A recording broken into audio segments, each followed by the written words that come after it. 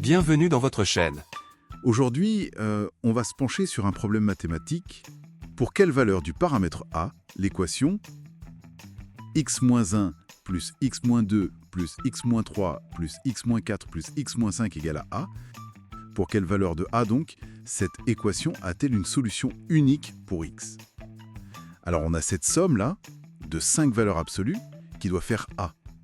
Notre mission, si on l'accepte, c'est de trouver ce a très spécial qui ne donne qu'une seule valeur possible pour x. C'est intriguant, non? Allons-y. Oui, tout à fait. Alors, pour commencer, posons les choses simplement. On va appeler f de x tout le côté gauche de l'équation. Et l'équation devient, tout simplement, f de x égale a.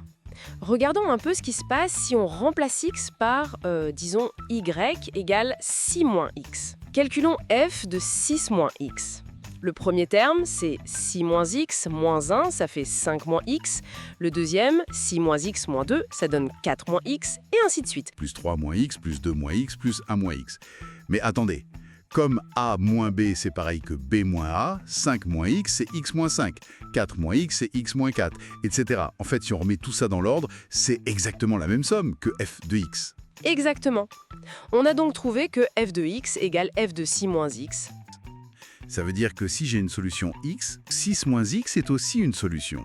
Mais l'énoncé nous demande une solution unique. Il faut que la solution soit son propre symétrique. Ah, il faut que x soit égal à 6 moins x. Voilà.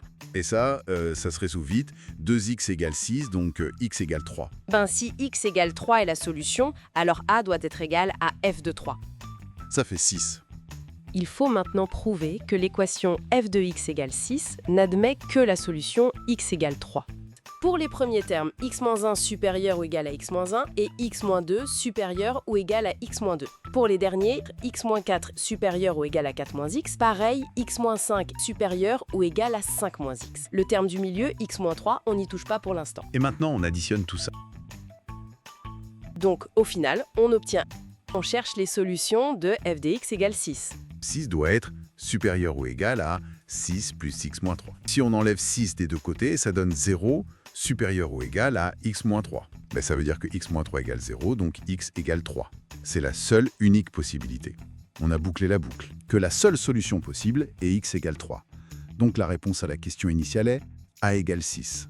D'abord, l'intuition de la symétrie, f de x égale f de 6 moins x, qui nous donne le candidat unique, x égale 3, et la valeur a égale 6.